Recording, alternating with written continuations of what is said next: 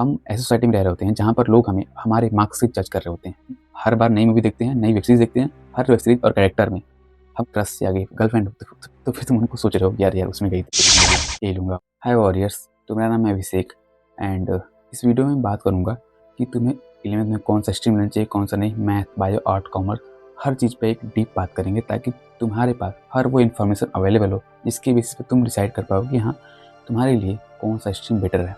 और मैं जो भी बात करूँगा मेरा ये बेस होगा कि जो मैंने गलतियाँ करी या फिर जो मैंने फेस करा एक गलत स्ट्रीम लेने से आगे, जो मेरे परफॉर्मेंस पर इम्पैक्ट करा, वो सब बात करूँगा।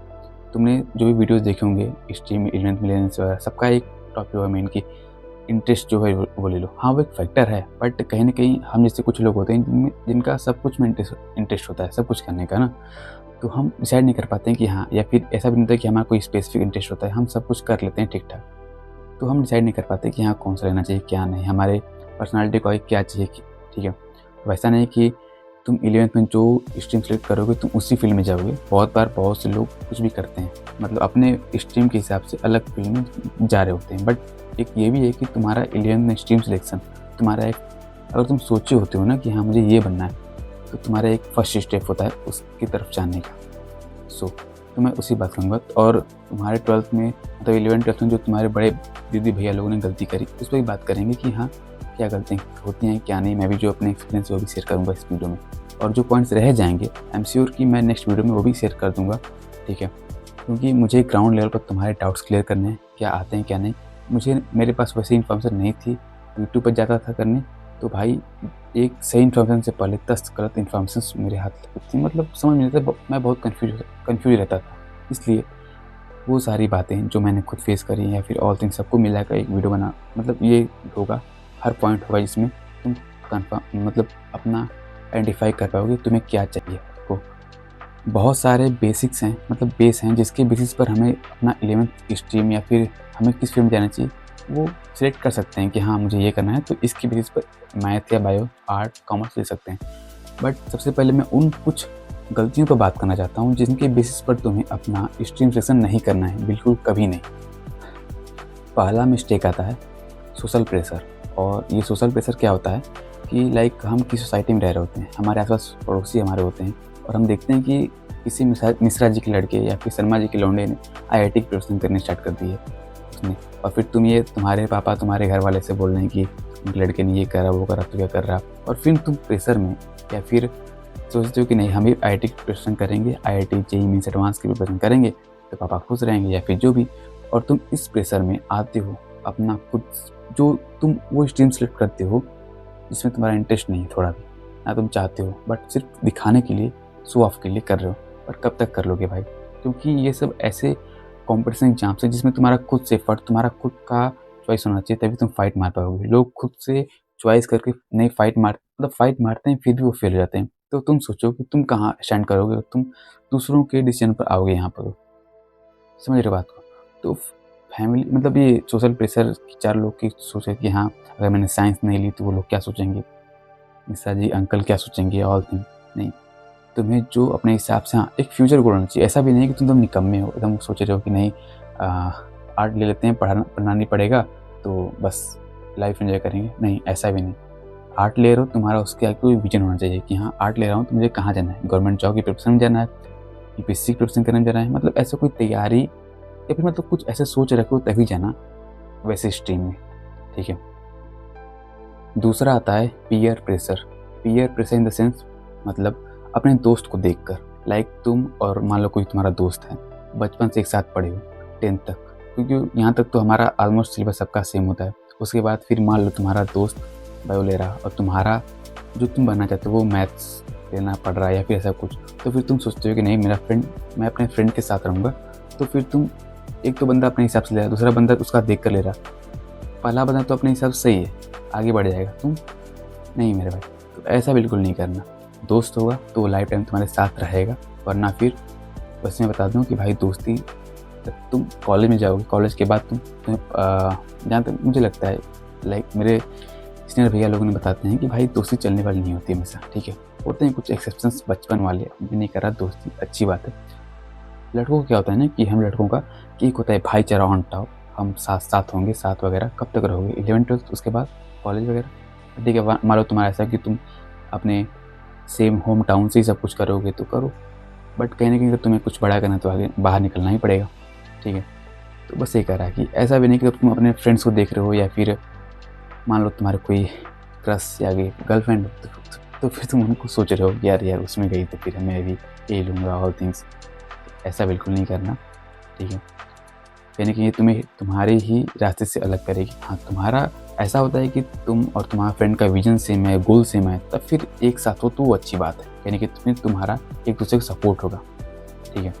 तीसरा फैक्टर आता है मिस्टेक्स का ऑन 10th बेसिस। हम ऐसी सोसाइटी में रह रहे होते हैं जहाँ पर लोग हमें हमारे मार्क्स से जज कर रहे होते हैं, आई नो। अब क्या होता है कि तुम सोचते हो कि 10th में मैथ्स में नंबर ज़्यादा आएँगे तो मैथ्स लूँगा या फिर साइंस या फिर आर्ट कॉमर्स तब स्विच हो जाऊँगा ऐसे सोचकर। एंड कहीं न कहीं हमारी सोसाइटी भी वैसी है, हमें नंबर या मार्क्स पे जज करते हैं।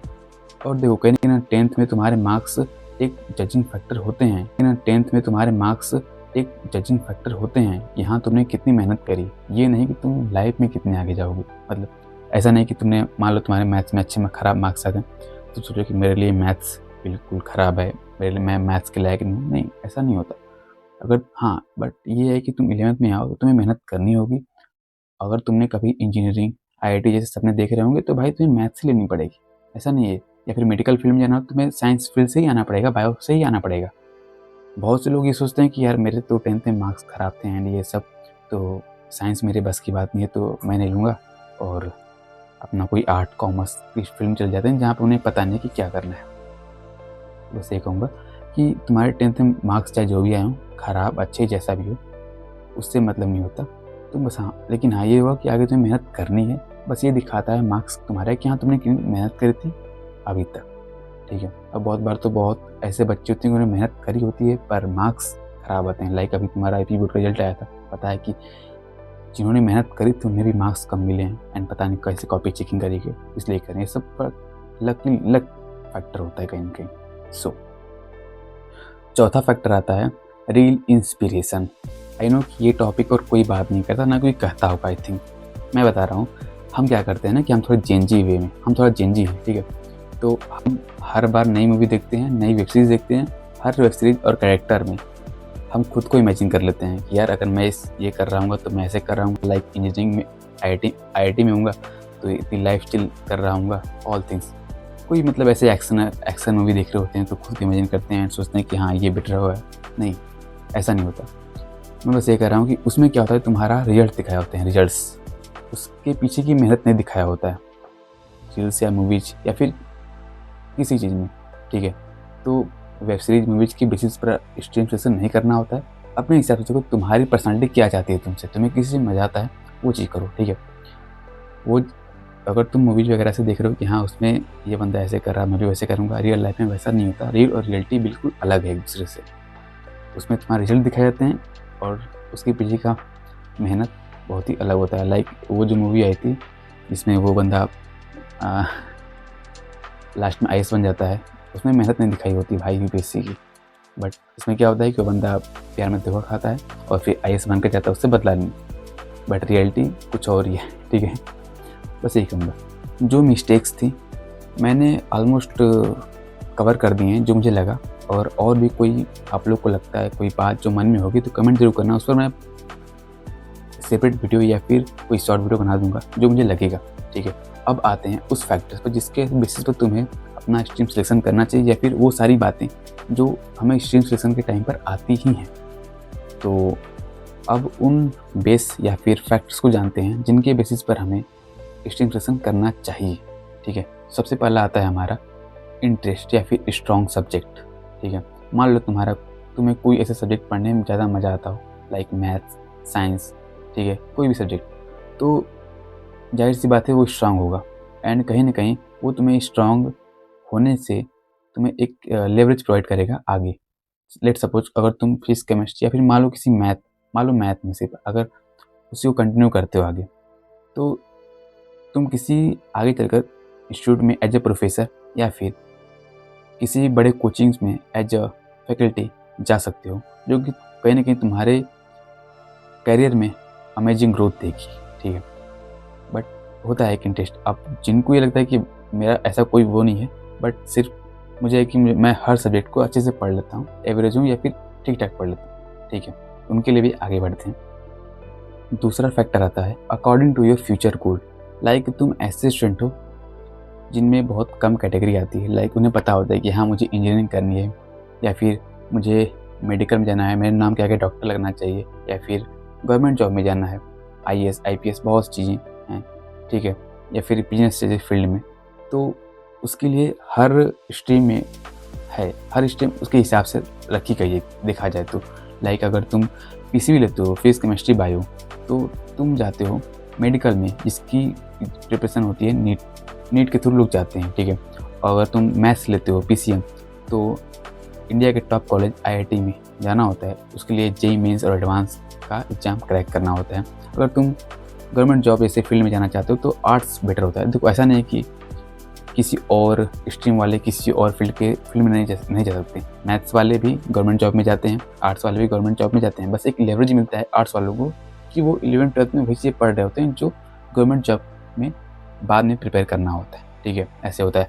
और कहा जाता है कि अगर तुम्हें बिजनेस फील्ड में जाना है तो कॉमर्स लेनी चाहिए। हाँ, तुम्हारे उसमें मतलब जो क्या होता है मॉनेटरी या फिर जो बिजनेस रिलेटेड चीज़ें होती हैं पढ़ाई जाती हैं, पर ऐसा नहीं है कि मैथ्स बायो कॉमर्स आर्ट वाले बंदे बिजनेस नहीं कर रहे होते। बस एक इनको सीक्वेंस में लगा गया कि जिनको ये करना है वो इस फील्ड में आ सकते हैं, इसके थ्रू जाएंगे। बट ऐसा नहीं है, तुम्हारे ऊपर डिपेंड करता है तुम कैसे हो, किस टाइप के तुम्हारा माइंडसेट है, ठीक है।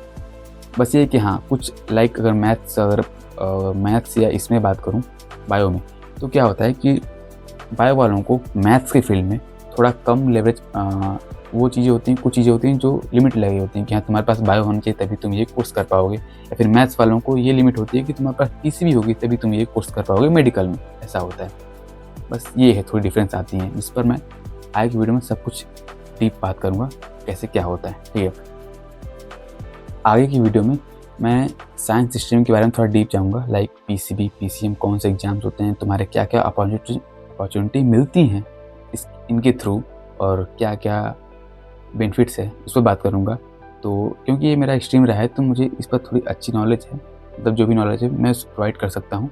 और आर्ट्स कॉमर्स मेरा स्ट्रीम नहीं रहा है, तो मैं उस पर अभी तो डीप बात नहीं करूँगा। बट हाँ, अगर किसी को चाहिए होगा तो कमेंट करना, ताकि मैं हो सकता है अपने दोस्तों से भी सबसे बात करके थोड़ा इन्फॉर्मेशन लेकर मैं तुम्हें ज़रूर प्रोवाइड कर दूँगा अगर चाहिए होगा तो, ठीक है।